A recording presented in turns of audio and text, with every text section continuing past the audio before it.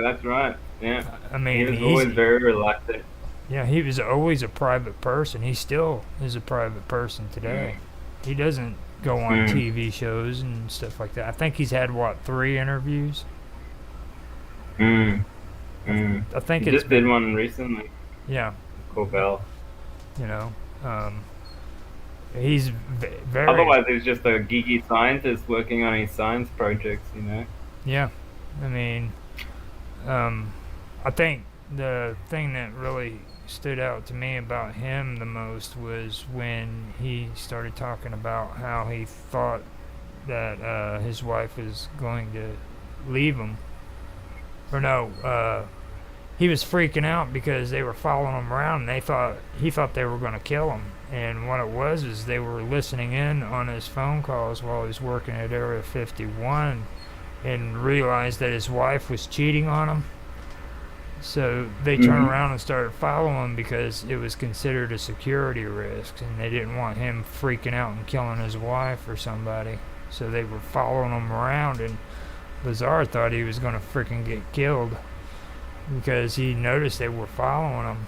So he decides to get an RV, and him and his buddies go out to see all these aliens taking off and landing in Area 51. And the next thing you know, they're surrounded by all these freaking security people.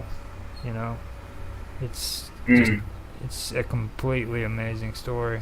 And you can tell by the way he's saying he's not trying to bullshit you. He's like, this is just what happened. You know.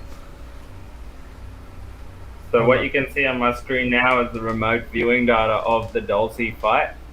Uh, so yeah, I'm playing it on fast forward so you can just see some of the stuff they're drawing. Okay. But should I continue with a little bit of this stuff? Yeah, go for it. America's black program contractors. There are other problems. I have some interesting 1993 figures. There are 29 prototype stealth aircraft presently. The budget from the U.S. Congress 5-year plan for these is 245 million. You couldn't buy the spare parts for these programs for that amount. So we've been lied to. The black budget is roughly 1.3 trillion every 2 years. Trillion is 1,000 billion. $1 trillion weighs 11 tons. The US Congress never sees the books involved with these clandestine pot of gold. The contractors of stealth programs are EG&G, Westinghouse, McDonnell Douglas, Morrison Knudsen, Wackhut Security Systems, Boeing Aerospace, Lorimar Aerospatial in France, Mitsubishi Industries, that surprised me, Ryder Trucks, Bechtel, IG Farben, plus a host of hundreds more. How do they keep this stuff a secret, when there's so many people involved? That's crazy to me. Yeah, no. Is this what we are supposed to be living up to as freedom loving people? I don't believe so. Okay, I'll just do this little bit, which is Star Wars and the apparent alien threat. Still, 68% of the military budget is directly or indirectly affected by the black budget. Star Wars relies heavily upon, and remember, Star Wars came about way before Space Force, right? That was Right. during Reagan's era, wasn't it? Mm-hmm. Ronald Reagan. Star Him. Wars relies heavily on stealth weaponry, by the way. None of the stealth program would have been available if it had not been apart, crashed, taken apart, crashed alien discs. None of it. Some of you might ask what the space shuttle is shuttling. Large ingots of special metals that are milled in space and cannot be produced on the surface of the Earth. They need to they need a near vacuum of outer space to produce them. We are not even being told anything close to the truth. I believe our government officials have sold us down the drain, lock, stock, and barrel. That's for And yeah. yeah, it's interesting how the astronauts came forward and talked about aliens, right? Neil Armstrong. Sorry, what's his name? Not There Neil was no Armstrong. Armstrong. You're right. He Neil Armstrong. he kind of He didn't say much about it. he did kind of hint about though, like towards the end of his life. He didn't say out front. You know what I mean? Yeah, it was Buzz Aldrin that came out and like Yeah. fully. Buzz is the one that Fully just went finally he said, "Look, man, you guys are idiots. This happened." You know, Mm. like There's a monolith on Mars, or yeah. And then he had see what they didn't want to bother telling you is like when Buzz was in the ship and they were landing, okay, he seen something, and when he seen something, he reported it over the microphone, and they kind of changed the channel, the frequency, so that it wasn't brought up on national radio and television because people were listening on Earth. And that's always been. You can still find that video, eh? Mm-hmm. So it was interesting, and he point blank says, he's like, "Look, man, this stuff is real. This is what happened," you know.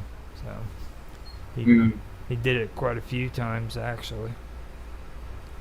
So see here on my video, the guy's drawing the reptilian alien right now, and because he's penetrated into the alien section of the base, and basically, like Phil Schneider said, and remember, these guys are doing it blind. They don't know what they're remote viewing. They never get told anything about it. They just get a coordinate, and that's it. And so they saw like there's actually cages with people in there down there, you know. So they're using people for experimentation in these bases as well. That's what happens when you make a deal with the bad guys. Yeah.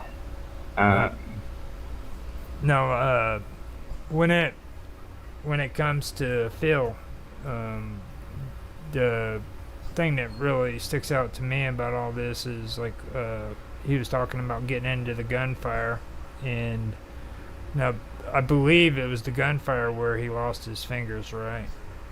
Whenever they pulled him out. Yeah. So like one of these gray aliens had a little box on his chest. Yeah. And he could just basically move his hands and shoot out a plasma beam out of this box, and that's what like went straight through him, basically knocked his hand off. Yeah. Here is the exact moment. This is Phil probably standing here, or like down here, who knows. Yeah. But they burst through the wall, and most of them were actually humans, right? Like there was a bunch of like humans in black outfits, and a couple of gray aliens, and like one or two reptilians, right? So it makes you wonder, like, who are these humans working with the aliens against us, you know? And you see that quite a lot, actually, where they're these dark, like Men in Black, basically, you know? They're wearing these dark military outfits. Yeah. This reptilian got shot. Let's see this one. The guy with the weapon right there, okay? He was actually the one who saved Phil Snyder's life. He actually says, he gives credit to him in his speech. He says that if it wasn't for him, I would be dead. And I think he ended up dying, didn't he? Yeah, I think so. Yeah, you're right. So he put him in the lift and sent the lift up and stayed behind. Yeah, there's the moment he dies. These guys shoot him in the head. Yep. And then this reptilian runs over there. Fuck, that would be so hectic, bro. Can you imagine not knowing anything about aliens, and all of a sudden you're just doing your work, and then these freaking reptilians burst through the wall, like, grab you. Jesus. That'd be rough. I'd be traumatized. Well, I mean, you would have to be on your toes, though, because I mean, think about it. You're building DUMBs at Dulce. That's pretty top secret, you know, in the first place. So, well, I mean, yeah, but you wouldn't be you're thinking. thinking. At least I would be thinking. I'm like, I'm underground. I'm safe. Nothing can get down here. That's why we're building down here. It's like so Yeah. no one can fucking get to us. Bam, aliens. You're wrong, bitch. It's like, we've been down here for a while. What the hell you doing? Busting into our little Yeah, party. you're an out turf, bitch. What? Like, that is pretty crazy.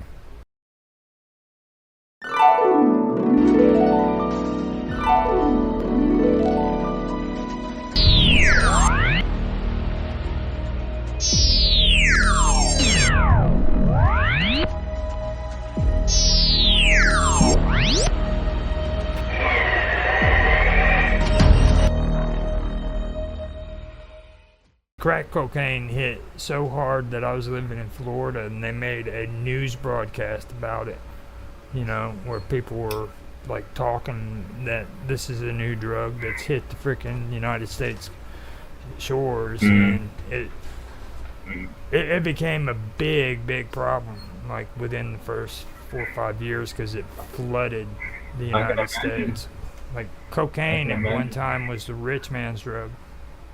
You weren't poor people, using cocaine. That was Well, when they turn it into a free base, crack cocaine, then it gets more addictive and more harmful. And it's cheap. So yeah, they were basically just,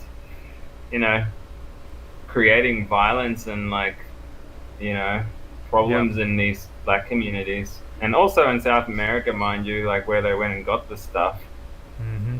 Cocaine had been used for thousands of years in like South America, no problem at all, until these government types came in, their military types, asking them to extract it, and then it became a gangster thing, guns and all sorts of bad people getting involved. That's why I would never take that drug, man. It's just like a blood drug, like too many people have to suffer for a fucking hour-long experience. It's no good. Bad juju. I just wanted to bring all that up because it's like when you brought that up, every time I hear Phil Snyder talk about that, that's what it makes me think of. Like during that time period, it was just those two things came hand in hand, you know what I mean? Have you ever heard of the Russian experiment where they wanted to use apes as soldiers? Soldiers? Yeah. No, how did it go? The Russians wanted to, or they actually... They're strong, I'll give them that. They actually used had a program set up where they would make, they would try to create a super soldier that was half gorilla and half human, and train it to where it could fight for them. Okay, so they actually went out. You idiots! Damn you! God damn you all the hell! they actually went out and got women and impregnated them with ape. What the fuck? Yeah. Did it work? No.